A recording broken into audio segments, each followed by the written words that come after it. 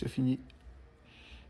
Toute ma vie, je me serai accroché à ce rêve de voir CR7, mon idole, soulever la Coupe du Monde. Mais c'est fini. Il est temps pour moi dans ma vie de passer à autre chose et ouvrir un nouveau chapitre. Toutes mes excuses pour ce pauvre débrief, je sais que je vous ai habitué à mieux, mais je suis juste un homme abattu, anéanti, dévasté et meurtri. Je n'ai pas grand-chose à dire si ce n'est Ruben Dias. Va niquer ta grand-mère, c'est quoi cette défense sur le... Pardon Cristiano, tout ça c'est ma faute. Je t'ai pas supporté avec suffisamment d'engagement. Je t'ai pas supporté avec suffisamment d'entrain. Et si t'en es là aujourd'hui, c'est pas de ta faute, c'est de la mienne. Excuse-moi. À mes yeux, tu as été, tu es et tu seras jamais le meilleur joueur de l'histoire. C'est pas possible. C'est pas possible. C'est un cauchemar.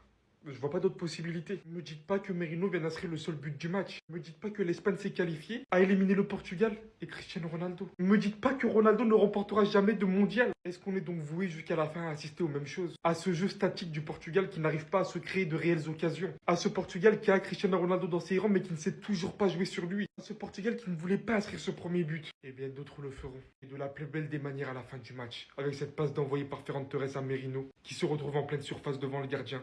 Et inscrit le but du 1-0, le but de l'ouverture du score, le but de la victoire. Le fait qu'il n'allait pas prendre de mondial, on s'y était fait. Mais sortir aussitôt de cette manière, avec ce goût de manquement, qu'au final, cette équipe du Portugal n'a pas réussi à trouver le fil avec lui. C'est tout ce qui peut m'exaspérer. Le Portugal peut forcément s'en vouloir. Et on ne pouvait pas uniquement se baser sur le match de l'Ouzbékistan. Et sur un match qui se joue à rien contre la Croatie. Cette équipe continue ainsi. Aucune réelle démonstration de force, malgré tous les joueurs qu'ils peuvent avoir, malgré ce milieu de terrain stratosphérique constitué de Bruno Fernandes, Vitinha, João Neves, Nuno Mendes qui lui franchement n'a pas été décevant, très gros match de sa part, l'un des seuls qui répond présent pour moi, mais le reste, franchement. Ça fait de la peine de voir comme ça, mais c'était écrit. Ce Portugal ne pouvait pas remporter la Coupe du Monde. Quand j'ai vu cette image, je me suis dit le match est fini.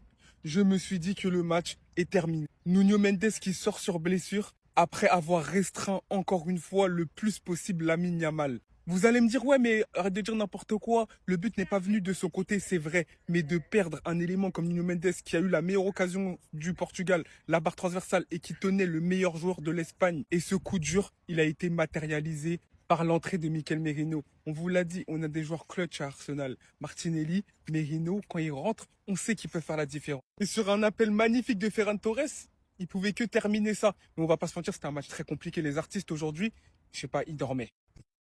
Tu vois la guéguerre qu'il y a sur les réseaux sociaux entre Vitinha et Pedri aujourd'hui. Les deux artistes, ils dormaient. On n'a rien vu de leur talent aux deux. En vrai, c'était un match très fermé et l'équipe qui a été un peu plus pressante, un peu plus incisif et qui a eu la maîtrise du ballon a réussi à remporter cette rencontre. Et c'était l'Espagne et c'est mérité. Décidément, Ronaldo, il aura tout fait. Il aura joué jusqu'à 41 ans. Il aura participé à 6 Coupes du Monde. Il a jamais lâché ses coéquipiers. Il a jamais lâché le Portugal. Il a vidé ses poumons sur le terrain. Mais malheureusement, il y aura jamais de Coupe du Monde pour CR7. Il ne gagnera jamais la Coupe du Monde. CR7 et le Portugal sont encore éliminés en 8e de finale de la Coupe du Monde.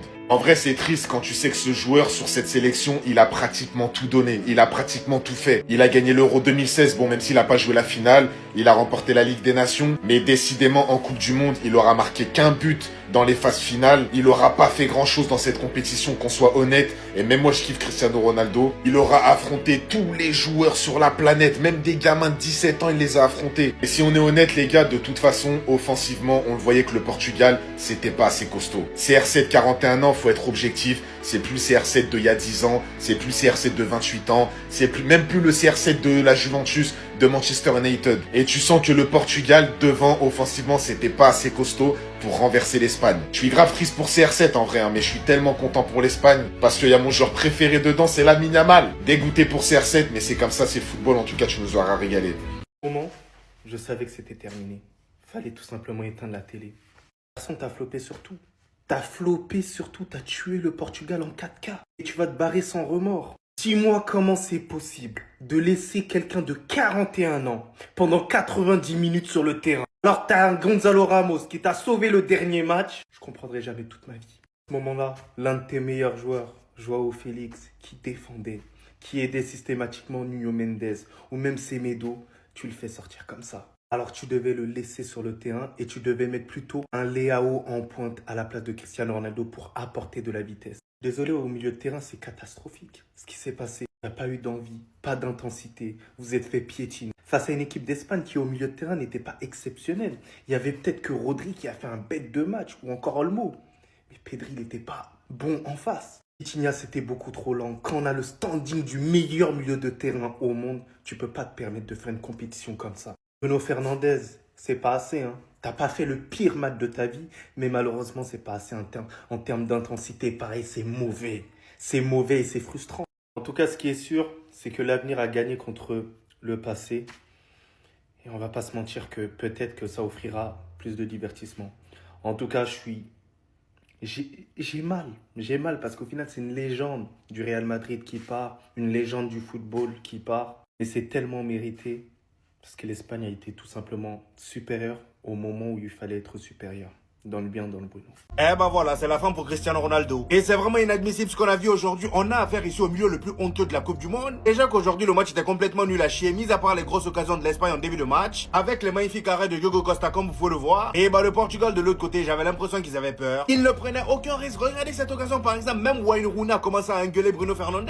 Et pourtant le gars c'est un anglais de base, c'est un hater de Cristiano Ronaldo. Même lui il comprenait pas Bruno Fernandes. Comment dans une équipe vous pouvez avoir Cristiano Ronaldo et vous l'exploitez jamais? Le gars passait son temps à lâcher de magnifiques appels, mais les passes n'arrivaient jamais. Bruno Fernandes préférait retourner voilà en arrière ou soit faire une transversale qui sert à rien de l'autre côté. Carrément à un moment donné Cristiano Ronaldo il a pété les plombs. Même dans ce genre de situation le ballon est sur le côté droit mais centre. Vous avez quelqu'un dans la surface qui joue bien de la tête. Sauf que non, il préfère revenir en arrière, jouer en 1-2, voilà 1-2 qui sert à rien. Même Vitinha qui de base avec le Paris Saint-Germain est bouillant. Aujourd'hui je l'ai pas reconnu. Depuis le début de la Coupe du Monde d'ailleurs, les trois, je ne les ai pas reconnus. Nuno Mendes était le seul qui était à 100% aujourd'hui du début jusqu'à ce qu'il se blesse. Malheureusement pour lui et le Portugal, il sort, il laisse la place à Semedo. Et c'est là Lamine Yamal a commencé à s'amuser petit à petit. Jusqu'à l'entrée de Fabian Ruiz et Merino. Merino, je savais qu'il allait faire mouche. Le gars il rentre sur une magnifique action de l'Espagne. Il y a Rodri qui passe la balle à Ferran Torres. Et Ferran Torres réussit à avoir Merino bien plaçant entre les défenseurs. Il vient face au gardien, place la balle, but, c'est terminé. C'était probablement le dernier match de Cristiano Ronaldo avec le Portugal. En tout cas, ce qui est sûr, c'est que c'était sa dernière Coupe du Monde.